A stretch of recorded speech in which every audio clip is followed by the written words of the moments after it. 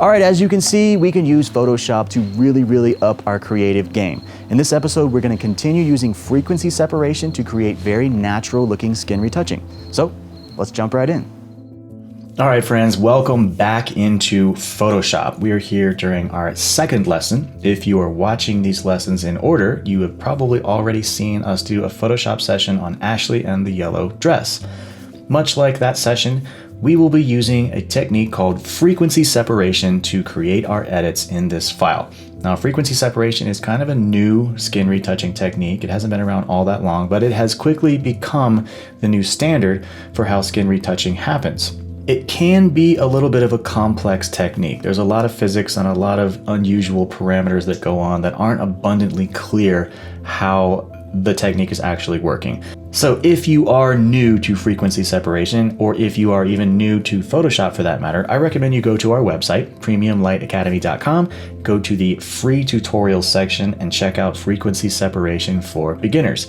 It's basically a comprehensive tutorial that showcases everything about frequency separation, how it works, why it works, and how to implement the techniques in your editing. We're gonna launch right in here. So I would consider this to be more of an intermediate to advanced tutorial. So again, if you're new to Photoshop, you might want to brush up on some of the fundamentals before really sinking your teeth into a product like this. However, I do encourage you to follow along because it's going to be very fascinating watching this image take shape and become something completely unique.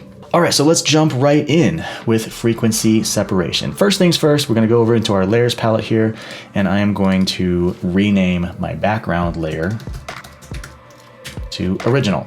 Now, a good photo editor will never touch the original file. You always want to keep the original intact. Do not do any edits, clone stamping, sharpening, anything to the original file. Leave that one alone. You want to make sure that your original data is always intact, and we're going to work a process that we call non-destructive editing. So ultimately, no matter how much we edit this file, we will always be able to return to the original in case we ever have to start over from scratch. It's not likely for that kind of thing to happen, but it does in fact happen. You never know. You send a file to a client and they say, hey, I'm gonna need you to redo that, in which case you have not destroyed the original file and you have the ability to go back and start over from scratch. Okay, so frequency separation is in fact a skin retouching tool. And as we zoom in here, we can see that Ashley has really good skin. So we're not gonna have a whole lot of work to do. There are a couple of tiny little spots here and there, and that's okay because no one's perfect. Ashley is a real person. She is not in fact a robot or a porcelain doll. So the first thing we need to do to get started is we need to make a couple of duplicates of our original layer. So I'm gonna go over here in my layers palette. I'm gonna push Command J on the keyboard. That's gonna basically make a copy of that layer. I'm gonna entitle the top copy texture and the bottom copy color. Basically what frequency separation does is it enables us to edit both the texture and the color independently of one another. So you can see here, again, her face is very evenly lit. There's not going to be a lot of change going on here, but there is kind of a little bit of blotchiness. There's a little bit of highlight information coming in over here where some of the oils in her skin are sort of fluorescing in the sunlight. And then the shadows are a little bit inconsistent with the midtones. So we're going to be able to kind of clean all of that up using our color manipulation tool. And then we'll be able to go in and independently clean up some of these little blemishes using our texture tool. So first, let's turn the texture layer off so that we're not looking at that, and let's focus on color. I am going to go to my filter selection, and I'm going to go down to blur, and I'm going to select Gaussian blur. Now, this is basically a tool that makes the picture more blurry if you drag it over into this direction at 126 pixel radius, and it makes it less blurry if you drag it over into this direction. So what we want to do is I want to just kind of focus in on just Ashley's skin, and I want to give it just enough blur to where we kind of soften that skin all together into one nice smooth little element. I don't want to overdo it. If we overdo it, we're kind of basically turning this whole thing into a giant blob, and it doesn't make sense. So we need to stick somewhat close to reality. And I'm going to come in right around maybe 8, 9, 10, 12 pixels, and that's going to kind of blur out Ashley's skin tones just enough that should get us started. This is the first step in our frequency separation process. Naturally, it's a little more complicated than this. We're not just gonna blur out her skin and then airbrush this back in. So let's click OK and start with that first edit. Next, we're gonna move up to our texture layer. going to click on this. I'm going to go to image, and I'm going to select apply image. And what this is going to do is this basically takes us into an adjustment layer system. I've got this little kind of text box that popped up here. Everything went gray, but don't worry, don't panic, we should be just fine here. Right now, my layer is selected towards merge, and what I want to do is target the color layer. So when I target the color layer, you can see kind of this ghost version of Ashley just popped up. And as we can see, all of the color information has been removed from this ghost layer, and all we are left with is the texture. We have kind of a grayscale image that has texture. You can kind of see her eyes, you can see her lips, her mouth, all that stuff. It's devoid of color, but it is basically comprised completely of texture. Now, over here in our blending mode, we want to make sure that we are in fact on subtract. This is the magic layer for frequency separation. As we scroll through these other adjustment layers, you can see it kind of going through a wide gamut of color manipulation, and we're not really wanting to concern ourselves with color so much as we are texture. So when we hit subtract, we're going to click on that. All of these other parameters right here, just leave them alone. These are basically algorithms that the Adobe engineers came up with, and there's no reason to change any of this. These are the default settings and they work just fine. Let's click OK. Now when we come over into our layers palette, once again, I'm going to focus on the texture layer, and I'm going to change this blending mode all the way down to linear light. And when I click on that, basically my texture mode has completely merged, not really merged, but it now marries to the color layer. These two layers are working in conjunction, with texture handling the texture in the file and color handling the color. And if I've done this correctly, it should look exactly like the original image. If I turn these two images off, remove color, and remove texture, I'm left with color. I've got this weird blur, I remove that, and then basically this is the original file. So the combination of color and texture, I'm going to turn both of these back on, you should see no change. It looks exactly the same. And that's a good thing. That means that we're on the right track. So the first thing we're going to do is we're going to target our color layer. And I'm going to use my lasso tool, and I'm going to go up here and feather this in at about 15 pixels. That looks good. And what I'm going to do is I'm just going to start drawing some selections around these major regions in Ashley's face. And what we should start to see is some of the tonality in her skin. We're going to kind of blend this together and kind of soften this out just a little bit. So I'm going to go back into my filter menu. Again, I'm going to grab a blur of Gaussian blur, and we are going to blur this out just a little bit more. If I go all the way to the right, I'm basically flattening out all of the tones and making this monochromatic Frankenstein skin patch. That's not what we want. So we're not going to drag this slider all the way to the right. Instead, we're going to keep it back in this zone. Let's kind of look what maybe about 13 or 14 pixels gives us. This is really starting to kind of smooth out the skin tones a little bit. It's basically closing in the highlights and the shadows so that they're a little bit more similar to one another and not quite so drastically different. If I toggle the preview button on and off, I'm not getting a whole lot of difference, but you can start to see some of the tiny little bits of blotchiness, some of the little tiny red spots in her skin are starting to kind of disappear. Let's add a little bit more power to that, and let's say that's a pretty good edit. We've started off with such a nice smooth skin tone that we're not going to see a drastic change in this particular image, but this is still the technique that we're going to use, so let's click OK. I'm going to select, let's deselect this, and I'm going to select kind of a different region of her face. Let's go down into her kind of chin area. And you want to stay away from the perimeters. You don't want to flow off into her hair. You don't want to flow off into her chin. We want to kind of stay in this soft skin area. Once again, let's grab a new filter. Let's go into our blur. Let's grab another Gaussian blur. These are going to be very similar to the last one. If we kind of dial this back a little bit, again, go too far and you just get this giant patch of monotone, and we don't want that. So let's ease back on this. I believe that we've started to see some good results around kind of 15 pixels, give or take, and that's a good start right there. So let's click OK. All right, moving right along, let's go up into the forehead area.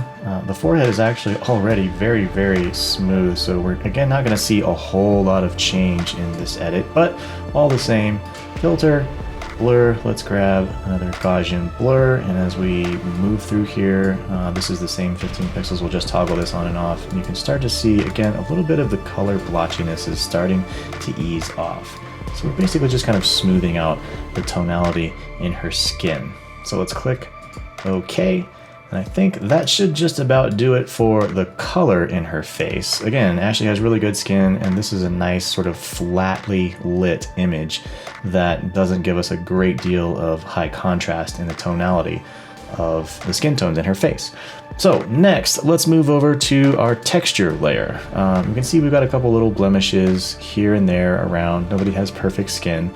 Ashley is pretty darn close, but there are a couple little baby retouches that we can do. And I'm going to switch to the clone stamp tool. And basically what this does is this enables me to target a specific area of kind of clear skin and then effectively just sort of paste it over this blemish. So I'm basically kind of taking clear skin and I'm cloning over top of these blemishes. Now, I don't want to really eradicate all of the texture out of Ashley's skin. I don't want to airbrush her and turn her into a porcelain doll. I just want to kind of do some of the main stuff just to even out some of these more slightly obvious. To even call them blemishes is, I'm not entirely sure that would be accurate. There's just finite little tonality differences in her skin. Just got a little bit of it. Let's make that brush a little smaller. Got a little kind of pebble right there. Go back up, one tiny little, couple little things on the nose. And that looks pretty good. We can kind of smooth out a little bit of this over here. There's one tiny little blip on the other side of her face right there. We can get that pretty easily. It's also important to try to sample from different locations. Don't just hammer away cloning stamping from one location. So we're going to hit this guy from here a little bit, move over from there a little bit. That kind of puts a little bit of variation into your image. And honestly, with that really takes care of a lot of it. This is just kind of like a tiny freckle. I don't think we really need to remove those things. We don't want to turn her into a porcelain doll. We want her to still be human. There's a little bit, kind of just some skin tonality kind of going on right through here. As a matter of fact, we can take this area and probably do a color tone, because I think these are more kind of blemishes in the color spectrum than they are in the texture spectrum. So let's go back to our color layer. I will grab a small lasso tool just of this section here. And again, filter, blur, let's look at our Gaussian blur. And oh yeah, that just almost completely eradicates all of those variations in her skin and makes that kind of a nice smooth edit. Again, independent of the skin texture. She still has skin texture, so she still has pores, but we've basically smoothed out all of the color blemishes. I don't think we need quite so much here. I'm going to go back to about 14 right there. Toggle that on and off. And again, it's such a slight change, you can barely tell, but we'll go ahead and keep that edit. Do a deselect, and that is a pretty darn good skin retouch. This all looks very natural to me. When we hover over our original image and I turn off all of my edits, let's see what the original looks like all by itself. So, okay, so we just barely have a couple little blemishes that we've taken care of. When we toggle our edits back on, those all disappear. Now everything is perfect. So off, on, and that is a really nice natural looking edit. You'd never know that the photo editor was here. Okay, next I am going to go up to our texture layer. We're going to back up one little step here. I'd like to do some sharpening. Basically just want to make sure that her eye is nice and razor sharp. We'll do a little bit on her lips as well. So let's grab ourselves a marquee tool, and I'm going to make a selection around Ashley's face. I'm going to make sure that on my top layer I'm going to do a copy merged and paste. And basically what I've done is I've just created a block. This is all of the edits that we've done, and I've copied all that and created a new layer. So we're going to call this sharp. And I'm going to use an old school sharpening technique. When we go into our filters all the way down to sharpen, I like unsharp mask. A lot of kind of more modern sort of editing techniques look into this smart sharpen option. I don't really think it's necessary. I think unsharp mask actually is a very effective technique. So we're going to click on that. And basically what this does, this gives us kind of a preview, tiny little preview box of where we're at, you kind of want to maybe find her eye, and this gives you sort of this is after sharpening and this is before sharpening. So the magic numbers that I've been using for the past however many years amount 106% on our percentage, radius 3.4, and threshold 4. Basically, this is a very subtle sharpening algorithm right here. You're certainly welcome to copy down those numbers. They've worked for me for a lot of years and I haven't really changed them. So I'm going to click OK. And then we're going to zoom into full pixel size. And as you can see, Ashley's face has become very, very sharp. Now, we do not want to sharpen her skin, because what sharpening does, the way this works, is the computer looks for areas of high contrast and it basically increases the contrast. So you can see where there's a lot of detail here in her eye, it's become very, very sharp. But we do not want to sharpen the pores in her skin. If anything, we want just the opposite of that. I don't want to accentuate pores in her skin, so we do not want to sharpen skin. We just want to sharpen eyes, maybe a little bit of texture in the lips there. Now, as you can see, our depth of field is so shallow that her other eye is starting to fall out of focus, so I don't really want to sharpen that either. All I want to do is accentuate the sharpness that I already have.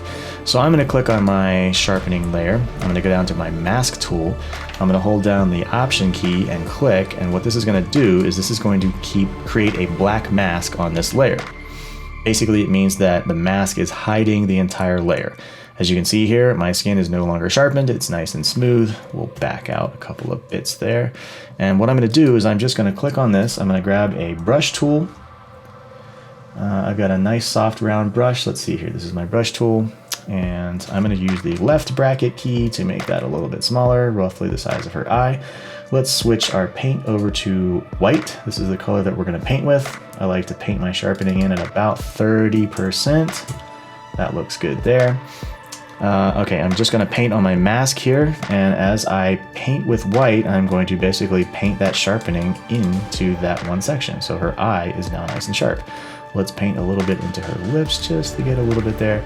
And now, we want to be careful about over sharpening. That's kind of another amateur hour mistake. If you've just got too much sharpening going on, your image starts to look a little fake. It starts to look a little over processed. So with all of that sharpening painted in, I'm going to click on this layer and I'm just going to dial back on the opacity a little bit, maybe bring that around 60%. So when I toggle this on and off, let's zoom into full size. When I toggle this off, that is without sharpening, and that is with sharpening. So it's a very subtle edit, and it kind of really brings out some of the catch lights and the sharp contrast in her eye. You can actually see me in the center of her eye, standing in the pavilion, taking her picture. So that's kind of cool. So let's back out a little bit, get an overall look at the image.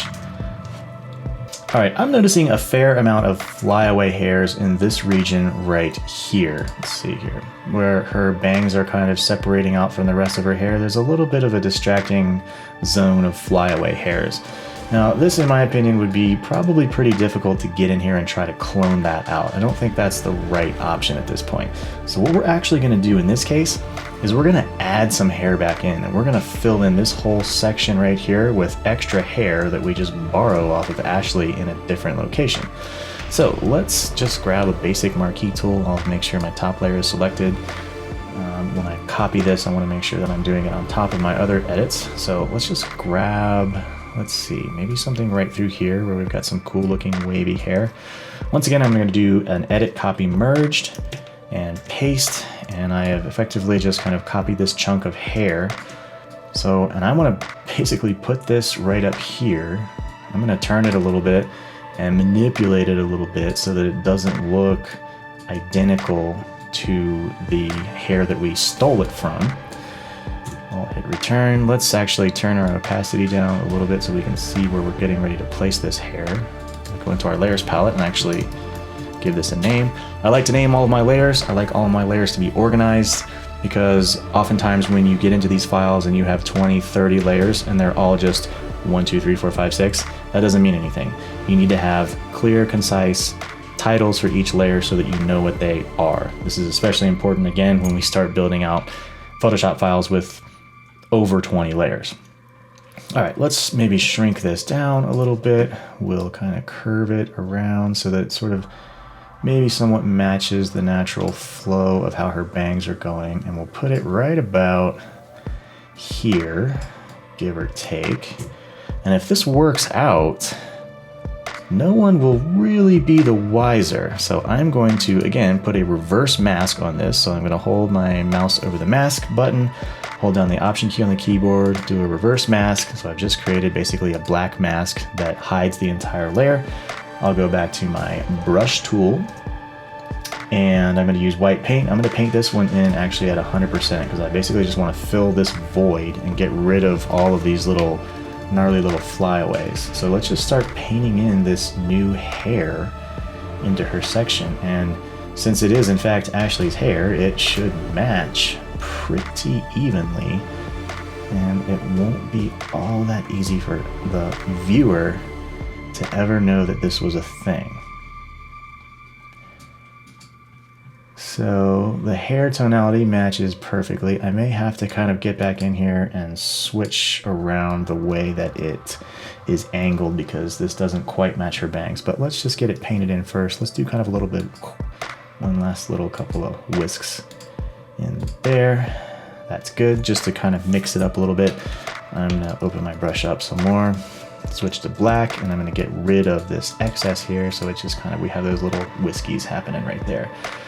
Now, for the most part, to the untrained eye, you probably would never notice this. And to those Photoshop wizards out there, you would probably be able to tell that, oh yeah, we captured some hair and put it in there. But honestly, that is so much easier than trying to get in there and clone out all of those hairs. So let's see, maybe we can just kind of, so I'm gonna detach the mask from the layer. This way I can just move the layer around and the mask stays in place. And as we kind of go maybe through this direction a little bit more, I feel like that might look a tad more natural. Maybe if we come up here. No, because all of her curls are going in all different directions. We kind of want just one series of curls to go more or less with the flow with the direction of how her bangs are going. Maybe slightly different. Somewhere in there. That's actually kind of cool like that. Let's get it down there because there's a highlight right here happening that doesn't look natural. So I'm gonna move that, tuck that down in here and hide that.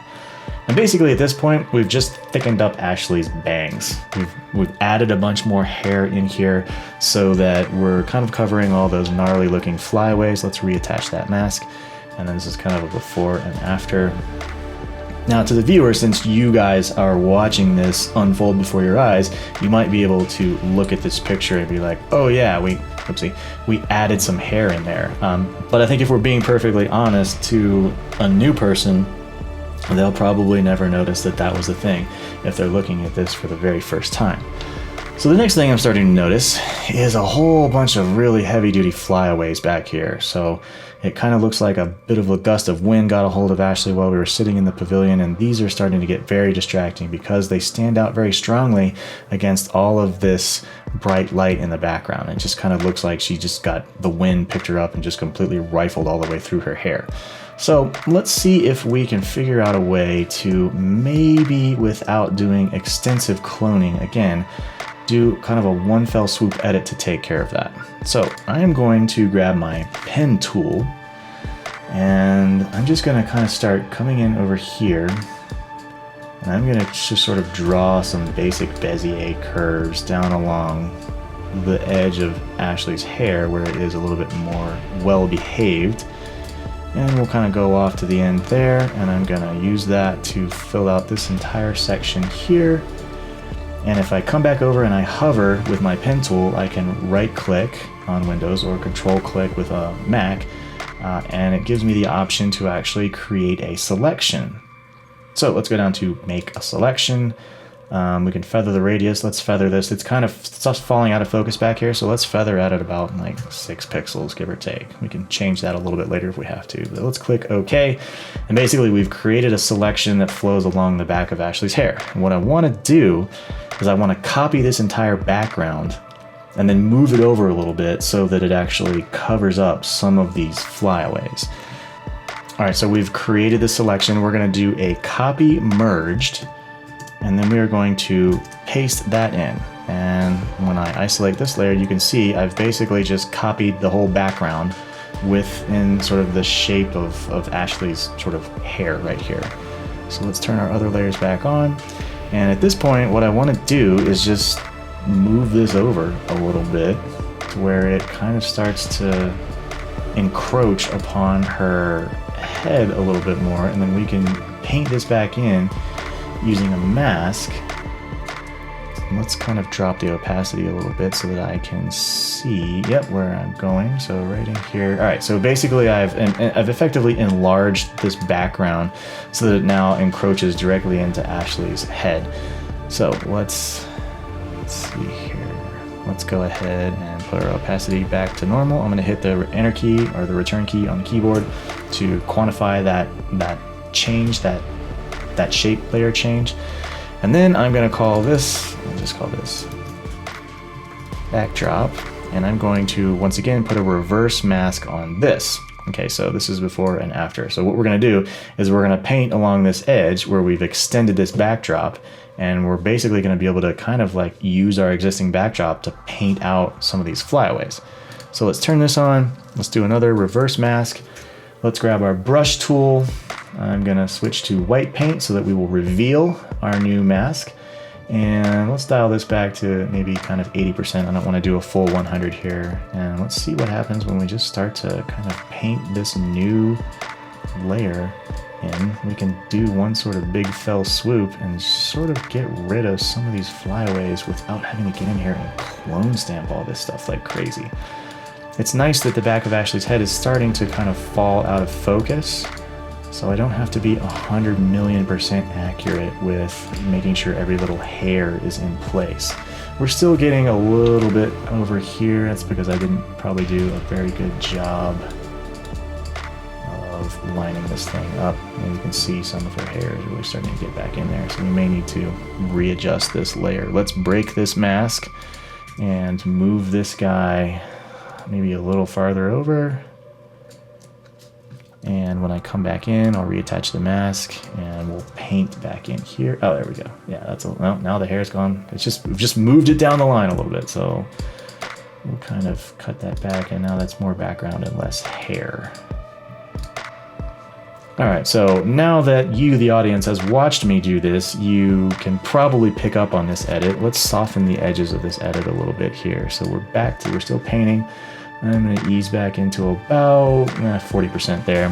And I'm gonna go back into white paint, and I'm gonna kind of like soften the edges of this edit here so that it just kind of blurs beautifully into the background and it flows into the rest of the background that we've created.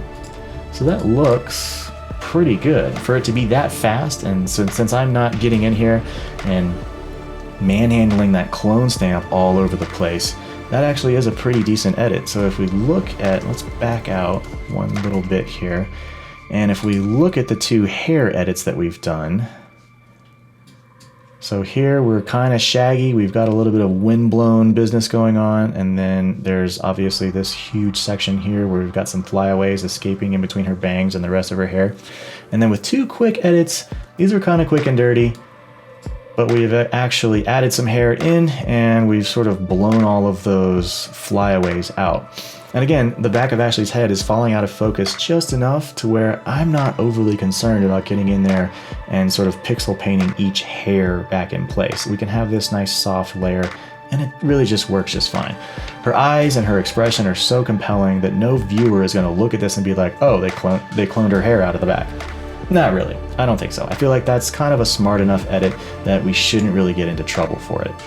All right, so that first series of edits takes care of the heavy lifting. We've done some skin retouching, we've done a little bit of hair retouching, we've physically manipulated pixels in order to make this a better image, a cleaner image. Now we get over to my little bit more favorite part, which is light painting.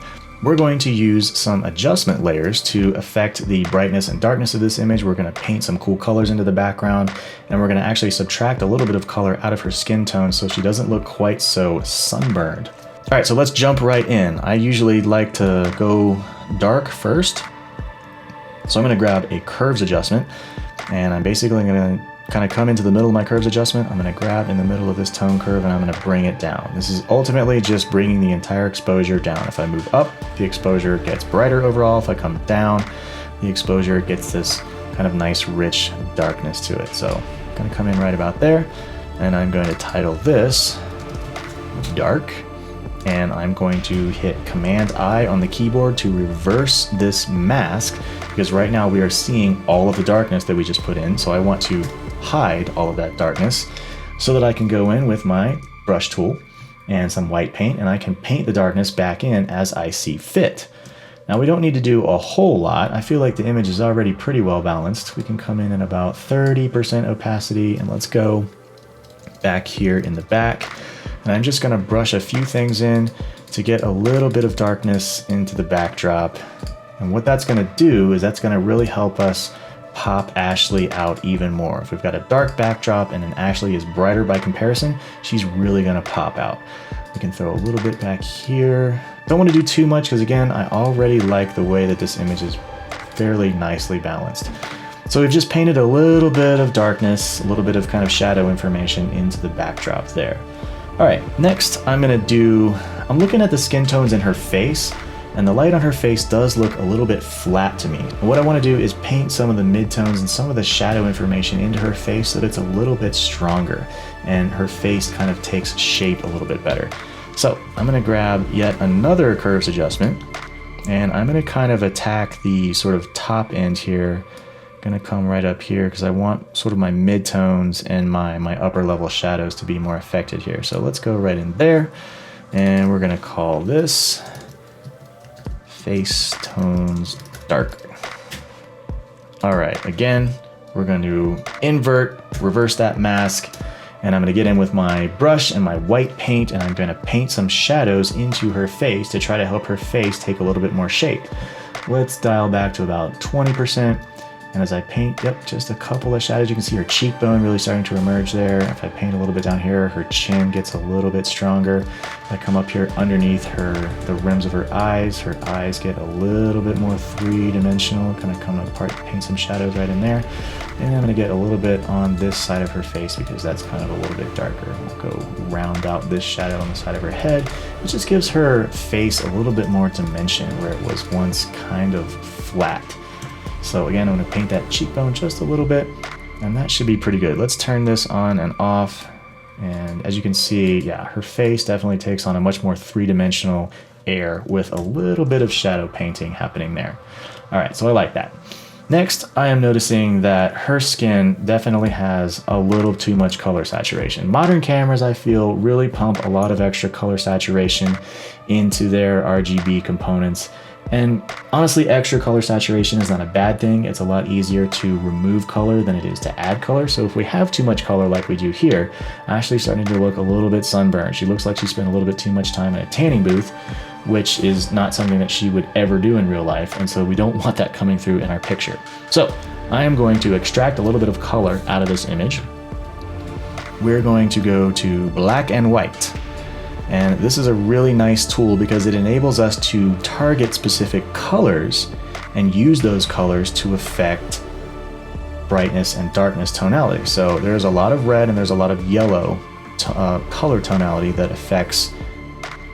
build out the colors which make up our skin tone. So if I drag the red down to the left, Ashley gets really dark, like she's just been cooked in the sun. If I drag it up to the right, she gets really bright, like a glowing vampire of some kind.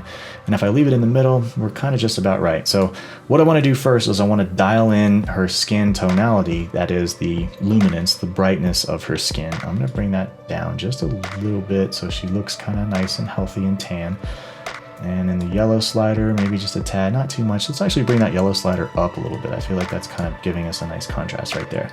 This is what we would use to make a very beautiful black and white image. I feel like this particular image with this black shirt and this kind of dark backdrop does lend itself to a very beautiful black and white. And we'll talk more about black and white in a later episode. For now, all I really want to do is be able to extract some color out of her face. So I'm going to go over to my adjustment layer here in the layers palette. Let's click on that and let's bring this opacity down to about 15%. So what that means is that I have a 15% black and white layer living on top of my image. So I'm extracting 15% of the color saturation out of the image. When I toggle this image on and off, watch what happens to the skin tones in her face. Super, super saturated, and now not so much. This looks a lot more natural.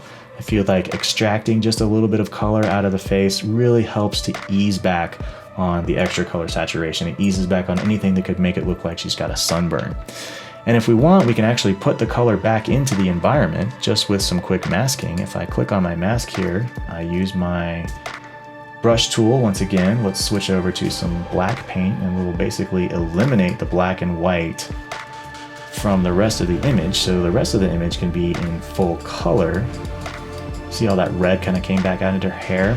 We've got this nice red happening kind of behind her here, so I like the rest of the image being in full color. I just needed to take a little bit of color out of her skin. So when we zoom back in, now basically I have a black and white layer sitting on top of the image, and it's only affecting Ashley's skin. So watch what happens when we toggle this on and off. Super duper bright saturated skin and much more subtle natural looking skin. That's a really nice edit. We are coming around to our final stop here. We've done some really great looking edits so far. This looks beautiful and natural. Basically, when you're editing photos, when you're retouching skin, you want to look as if you've never really been there. The editor needs to have a subtle touch so that the image just looks completely natural right out of the gate. If you overdo your skin retouching, if you make people look airbrushed like porcelain dolls, they're going to look ridiculous, and that's honestly amateur hour. So we want to leave the skin tones in there. We want to leave texture in the skin. We want to have just enough sharpness in the eyes that they're nice and razor sharp, but they're not too sharp so that they don't look ridiculous. So keep your edits nice and subtle. The very last thing that I'm going to do to this image is create one last curves adjustment. Curves are probably the most versatile tool that you can use. And I'm going to create what we call an S-curve. So I'm going to go up to my highlight region. I'm going to grab and I'm going to create a point. I'm going to bring my highlights up. I'm going to go down to my shadows area. I'm going to add another point and bring my shadows down. Now what this does, this is an accentuated version, but this creates what we call an S-curve. Okay, we start off at the top, our midtones level out, and then our darks go down a little bit lower. Now an S-curve effectively creates contrast. Highlights go up, shadows go down, midtones stay relatively the same, and our image gets extra contrast. Now this is obviously completely ridiculous. It looks like some kind of an Instagram filter because we've overdone this edit. So I'm going to ease back. I just kind of wanted to show what a traditional S-curve looks like. So we're going to ease back on this edit. I'm going to bring my shadows back up a little bit. We'll bring our highlights back down a little bit. And even that overdoes the edit a little bit. You can tell that the image is now very contrasty. It actually kind of introduces what I would consider to be sort of a false color. It looks like it got extra color saturation even though we didn't actually add any color saturation in. So I'm going to go over into my layers palette and I'm going to dial this effect down to about 20%, give or take. We don't need that much contrast in our image. I just want to have a subtle little punch. Let's turn that on and off. Just one tiny subtle little punch at the very end to give it just an extra bump of contrast, and that kind of makes for a nice image. All right, so as far as I'm concerned, I feel like this is a pretty darn good edit. When we go back to our layers palette, I'm going to just toggle in between the original file and all of our edits. So if I hold down this button and click here, this is our original. As you can see, it's actually started off pretty well, but she's got a bunch of flyaway hairs. There are a couple tiny little blemishes on her face, and the tones in her skin are a little bit mushy. So after our edits, we just have this beautiful image that just glows. All of the distracting hair has been removed. We've kind of darkened down the backdrop back here. Ashley is nice and bright by comparison. The viewer locks on to those beautiful brown eyes and it just doesn't let you go. So that concludes this particular Photoshop edit. So at this point, what we're going to do is we're going to, of course, save this file. And this saves my Photoshop document with all of these layers intact. So if I ever have to go back and change anything, I still have access to all of my layers. I've seen photographers do tutorials where the last thing they do is flatten the image and then save it. Basically what they've done is they've smushed all of these edits down and they've destroyed the original file. Please don't ever do that. Always keep your original file intact. Keep your layers intact as well. Now, after I just got done saying don't flatten your image, we're going to flatten this image. So we've saved our Photoshop document. I'm going to do a layer, flatten image. See all of my layers disappear. Now all I'm left with are these final edits. It looks great, but if I were to save this Photoshop document now, I would never have access to all of that work that I just did in case I ever have to go back and change anything. So I'm going to very, very carefully do a file save as. And we are going to save this as a TIFF file. A TIFF file is a large fine art print file that archives all of your data. It does not put any compression into the file as does a JPEG. This is basically a fine art archival format. So we're going to save this first and foremost as a TIFF. We'll save that. Image compression, none. Enter leveled is good. I'm working on a Mac, so I'll leave it on Mac. Click OK. That saves out my TIFF file. Next, I'm going to do another save as, and we're going to save this as a JPEG. So I'm going to go up into my JPEG folder, and I'm going to change the file format to JPEG. JPEG does create a huge compression algorithm that drastically reduces the file size, but JPEGs are great because they can be universally read by just about any device out there. So you can look at them on a computer, a tablet, or your phone, and just about anything can read them.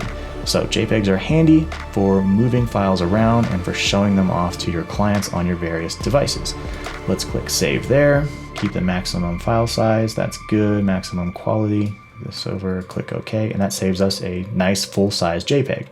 Next, I have one last version that I want to save. I'm going to go to Image and Image Size, and we are going to actually shrink this file down a little bit. I'm going to resample the image so that it actually becomes physically smaller. So we are, in this case, going to destroy pixels. It is currently a whopping 8,000 by 5,000 pixels. That's that massive 5DSR 50 megapixel file. We're going to reduce this down to some screen resolution. So I'm going to put in 72 DPI, and then I'm going to change the pixel dimensions to 3,600 pixels wide by 2,400 pixels tall. I'm going to click OK, and we will see our image shrink drastically. It's still actually very big. If I go to full size, you can see there's still a great deal of pixel information there, but it is substantially smaller than it was before. And this enables us to move this file around. I can email this to a client. It's small enough that I can text message it to a client. It's a lot easier to share. And if you want to put this file on your tablet or your phone and keep your photo portfolio in your pocket, this is the file that you will use to do that. You don't need to carry around gigantic TIFF files on your iPhone. So let's go to a file, save as, and at the end of this file, I'm going to write the word HD, standing for high definition, meaning that it is still a big file, but it's much smaller than our full resolution archival files. So let's go up here and we'll stash this into the HD folder where I have all of my other high definition files. Click save. Once again, I like maximum quality for this. It's a much smaller file, but I do want to make sure that we're maxed out on our quality. Click OK, and voila. That closes out the process. We have archived our file, we have saved our layered Photoshop documents so that we always have access to those edits in case we have to go back and make changes. We've flattened that initial file and done a save as a TIFF, so we've got a gigantic archival fine art print file in case we ever need to make a giant gallery print. We've saved it as a JPEG, which is universal to pretty much any machine, and then we shrunk it down finally and turned it into a high definition file so that we can text it, email it, put it on the iPhone, share it with people, and it's still going to look beautiful. All right, that wraps up this Photoshop lesson. I hope you haven't gone cross-eyed. I think we've made a really, really beautiful file. I can't wait to share this with Ashley. I think she's really going to love it, and I think you're going to love our next Photoshop lesson as well. So we'll see you in the next lesson.